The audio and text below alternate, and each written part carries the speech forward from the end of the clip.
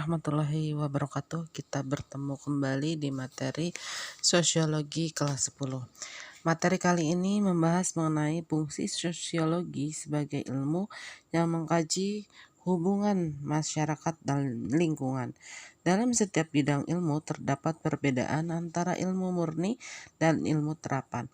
Ilmu murni merupakan pencarian pengetahuan, penggunaan praktisnya bukan merupakan perhatian utama. Ilmu terapan adalah pencarian cara-cara untuk menggunakan pengetahuan ilmiah guna memecahkan masalah praktis. Sosiologi sebagaimana semua ilmu dapat bersifat murni atau terapan. Sosiologi murni mencari pengetahuan baru, sedangkan sosiologi terapan mencoba untuk mempergunakan pengetahuan sosiologi untuk masalah-masalah praktis. Sosiologi dalam peranan ilmuwan sosial dan profesional cenderung untuk menjadi seorang ilmuwan murni yang mencurahkan perhatiannya pada penentuan dan pengajuan kebenaran dan kadang-kadang pembuat ramalan. Sosiologi dapat berfungsi sebagai ilmuwan terapan jika ditempatkan sebagai teknisi atau konsultan atau bahkan dalam peran sebagai orang biasa. Manfaat sosiologi dalam masyarakat adalah untuk meneliti berbagai macam masalah dalam masyarakat dan membantu mencari jalan keluar yang paling efektif. Berikut beberapa manfaat sosiologi. Yang pertama, sosiologi sebagai pemecahan masalah. Sosiologi dijadikan sebagai suatu alat pemecahan masalah sosial karena merupakan aspek-aspek tata kelakuan sosial. Dalam hal ini, masalah sosial menyangkut nilai-nilai dan moral. Masalah tersebut merupakan persoalan karena menyangkut tata kelakuan yang immoral, berlawanan dengan hukum dan bersifat merusak.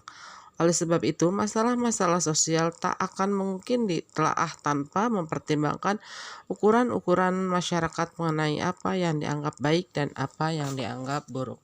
Dan sosiologi menggunakan beberapa pokok persoalan sebagai ukuran. Yang pertama, kriteria utama. Suatu masalah sosial yaitu tidak ada persesuaian antara ukuran-ukuran dan nilai-nilai sosial dengan kenyataan-kenyataan serta tindakan-tindakan sosial. Unsur yang pertama dan pokok masalah sosial adalah adanya perbedaan yang mencolok antara nilai-nilai kondisi-kondisi nyata kehidupan. Artinya, ada kepincangan antara anggapan-anggapan masyarakat tentang apa yang seharusnya terjadi dengan apa yang terjadi dalam kenyataan pergaulan hidup.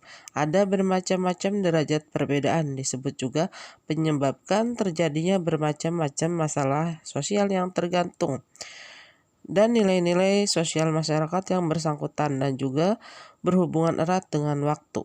Anggapan masyarakat mengenai telah terjadi kepincangan-kepincangan dari masa ke masa juga mengalami perbedaan-perbedaan. B. Sumber-sumber masalah sosial.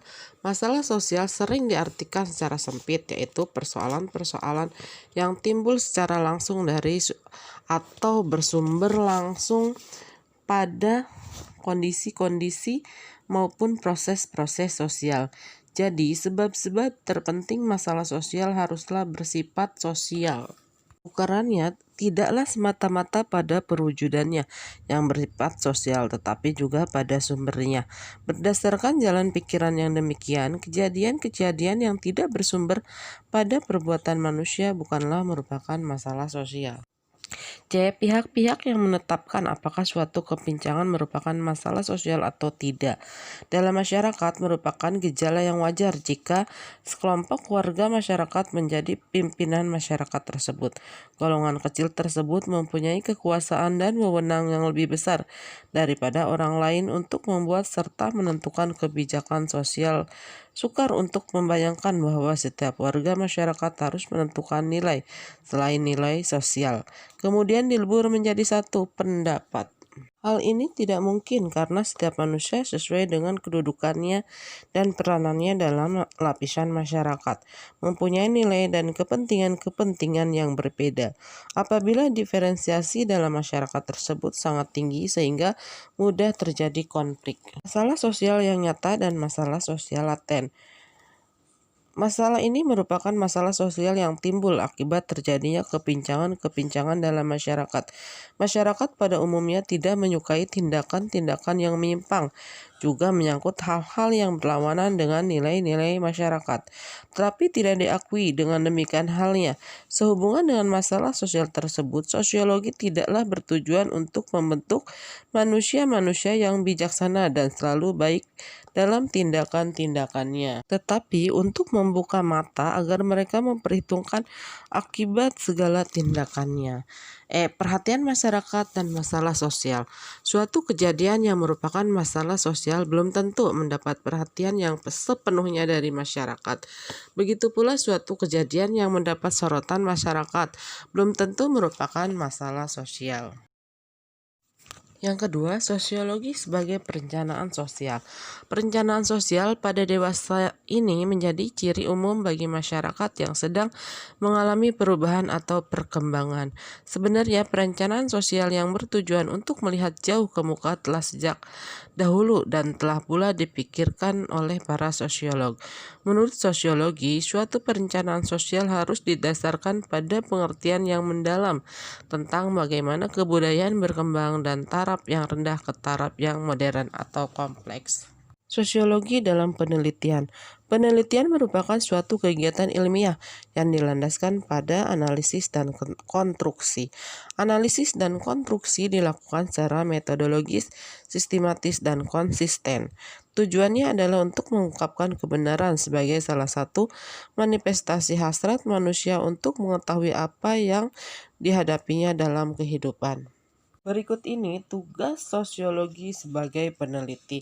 Yang pertama, melakukan penelitian ilmiah. Banyak sosiologi dari lingkungan universitas terlibat dalam penelitian yang disponsori atau dibiayai sebagian atau sepenuhnya oleh badan-badan pemerintah, yayasan, atau perusahaan. Biaya ini diberikan kepada para sosiolog yang mengajukan usulan penelitian yang dapat diterima tentang topik tertentu untuk diteliti dan telah diterima oleh sponsor. Meluruskan kesalahan informasi.